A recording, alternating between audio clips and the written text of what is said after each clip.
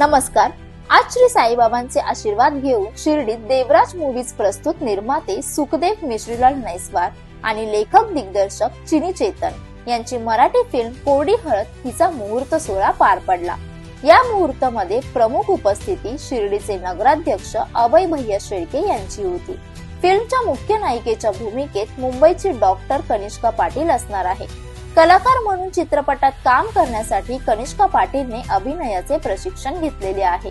तिचे कामाबद्दलचे डेडिकेशन आणि मेहनत बघूनच तिला या फिल्म मध्ये कास्ट केले आहे. कोरडी हळद हा चित्रपट तीव्र पाण्याच्या टंचाईचा दुष्काळ, हुंडा मागणी आणि मानवी संघर्षावर असून हा चित्रपट खऱ्या वास्तवावर आधारित आहे.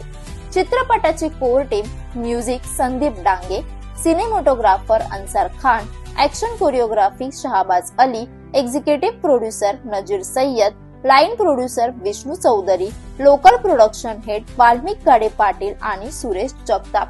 शिर्डीतील कलाकार विष्णू चौधरी, सचिन वाणी, रामनाथ कातोरे, सचिन घेवराईकर, महेश लोखंडे, प्रदीप पटांगरे आणि इतर.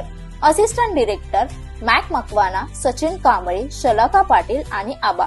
या चित्रपटाला शिर्डीचे नगराध्यक्ष अभय भैया शेळके यांचा पूर्णपणे पाठिंबा आहे आणि सहकार्य आहे. म्हणून या फिल्मला साईबाबांच्या आशीर्वादाने आणि अभय भैया यांच्या मदतीने कसलीही अडचण येऊ शकत नाही असे आशीर्वाद कोरडी हळदच्या संपूर्ण टीमला.